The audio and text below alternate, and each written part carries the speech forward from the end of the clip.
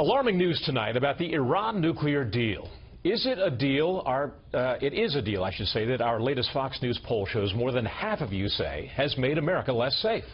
About the same percentage feel the president's $400 million payment to Iran was ransom for American hostages.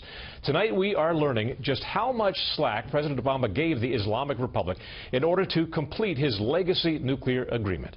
Chief Washington correspondent James Rosen has that story from the State Department.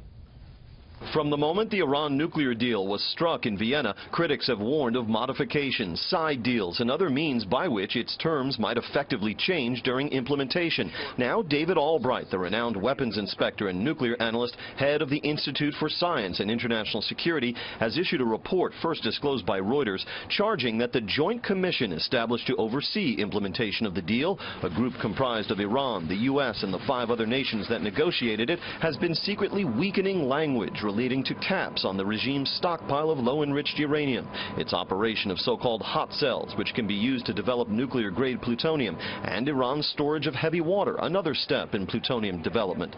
The process in general raises the question of whether Iran is exploiting the exemption mechanism outside of any public oversight to systematically weaken as many of the deal's limitations as possible, Albright and a colleague write, adding, it appears to be succeeding in several key areas. And there's other stocks of low-enriched uranium that remain in Iran. It's in a uranium conversion plant. Now the question is, from Iran, can we exempt that too?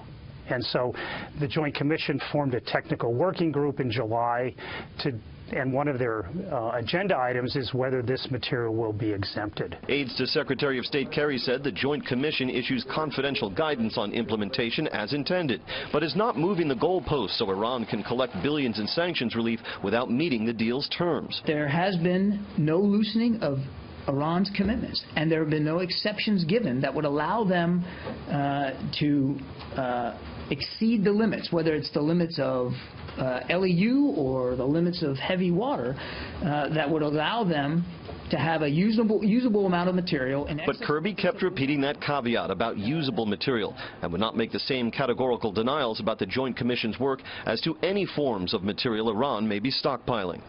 Now, the State Department said lawmakers were briefed about the guidance issued in secret by this Joint Commission, and one Republican lawmaker confirmed that to us, saying that senior national security aides on Capitol Hill were briefed. But one leading Democrat on the Senate Foreign Relations Committee, Bob Menendez of New Jersey, also a vocal critic of the Iran nuclear deal, told Reuters he hadn't received any such briefings. Doug?